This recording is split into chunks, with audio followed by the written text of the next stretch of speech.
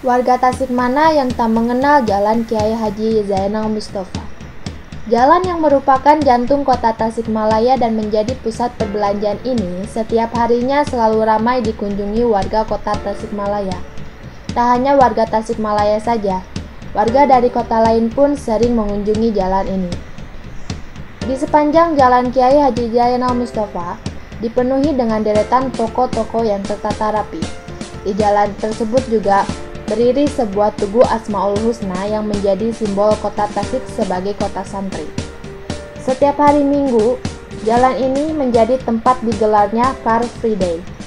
Dan di balik jalan tersebut tersimpan sejarah panjang mengapa jalan ini dinamai dengan nama salah satu pahlawan nasional.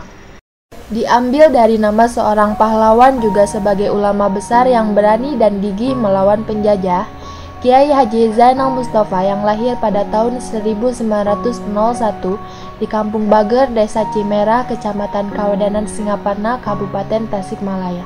Sebagai seorang ulama yang menjunjung tinggi nilai kejujuran, kebenaran, dan keadilan, serta sifat taat, tabah, dan qanaah yang dimilikinya, Kiai Haji Zainal Mustafa menjadi pimpinan dan panutan umat yang berbudi luhur, karismatik, patriotik, dan berpandangan luas ke depan.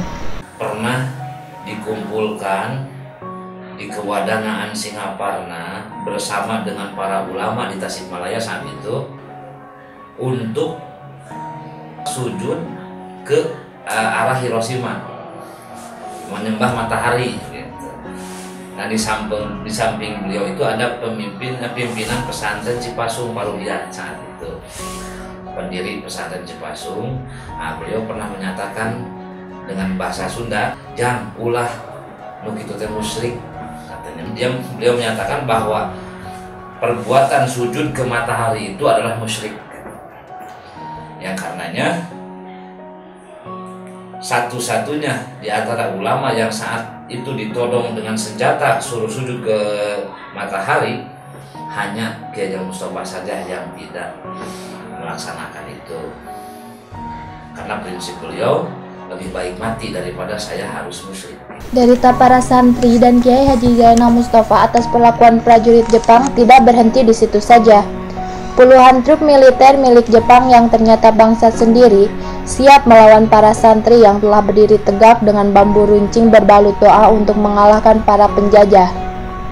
Rakyat yang rela mati berkalang tanah daripada hidup bercermin bangkai menjawab dengan pekikan takbir dan langsung menyerang mereka.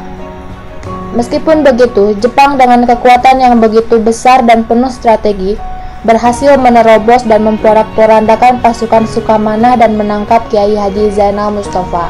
Beliau mendapatkan perlakuan yang keji dan kejam dari penjajah dengan cara disiksa dan diseret di sepanjang jalan yang sekarang menjadi Jalan Kiai Haji Zainal Mustafa. Dan itulah yang menjadi alasan mengapa sepanjang jalan tersebut diberi nama Kiai Haji Zainal Mustafa. Sebagai bentuk penghargaan dari pemerintah terhadap jasa-jasa para pahlawan, khususnya Kiai Haji Zainal Mustafa, pemerintah menjadikan nama Kiai Haji Zainal Mustafa sebagai jalan protokol utama di kota Tasikmalaya dan memberikan gelar pahlawan nasional kepada almarhum. Lalu pada tanggal 25 Agustus 1973, pemerintah memindahkan kerangka jenazah almarhum beserta 17 orang pengikutnya ke Taman Makam Pahlawan Sukamana. Lalu pada tanggal 16 November tahun 2000, Gubernur Jawa Barat membangun monumen aktualisasi perjuangan Kiai Haji Zainal Mustafa Sukamana di Bundaran Bypass Tasikmalaya. Dengan menampilkan kembali kisah ringkas perlawanan para santri dari pesantren Sukamana pimpinan Kiai Haji Zainal Mustafa, setidaknya kita bisa melakukan refleksi sejenak. Sesungguhnya para pahlawan itu adalah mereka yang berjuang tanpa pamrih, siap berkorban dengan nyawanya sekalipun. Tentu saja mereka tidak pernah terpikir untuk mendapat gelar pahlawan nasional. Masih banyak peristiwa heroik dari para pahlawan kita dalam upaya memperjuangkan kemerdekaan negeri ini. Sementara itu, kita sebagai penerus bangsa ini tinggal menikmati warisan dari sebuah negara yang sudah merdeka.